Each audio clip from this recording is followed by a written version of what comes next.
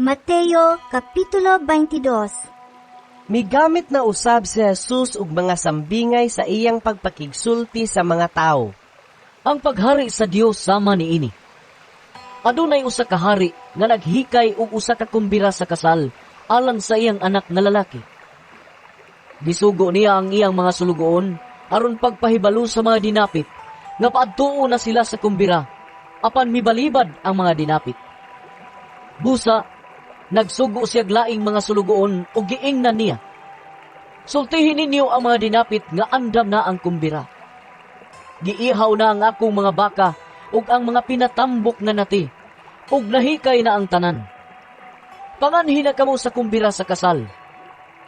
Apan wala magtagad ang mga dinapit, ug nagpadayon sila sa ilang mga buluhaton. Ang usa miadto sa iyang uma, ang usa sa iyang patigayon. Ang uban usab, mibira sa mga sulugoon, ug gibunalan ug gipatay nila. Tungod niini nasuko pag-ayo ang hari. Busa, gipadala niya ang iyang mga sundalo ug gipamatay kadtong mga nagpatay sa iyang mga sulugoon ug gisunog ang ilang syudad. Unya gitawag niya ang iyang mga sulugoon ug giingnan. Andam na ang akong kumbira sa kasal. Apan dili angay niini ang mga tawo nga akong gidapit. Busa, pangadto kamo sa kadalanan ug dapita sa kumbira ang tanan nga inyong matagbuan. Ug ang mga sulugoon nangadto sa kadalanan ug gidala nila ang tanan nga ilang natagbuan. Maayo ug daotan. Ug napuno sa mga tawo ang kumbira. Unya misulod ang hari aron pagtan-aw sa mga dinapit. Ug nakita niya ang usa ka tawo nga wala magsulob og bisti nga angay sa kasal.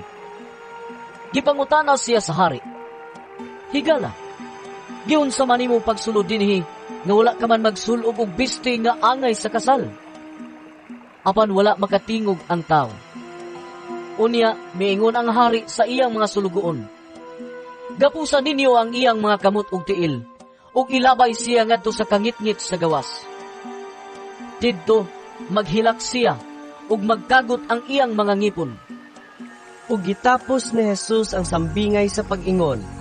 Kay daghan ang gidapit, apan jutay ra ang gipili.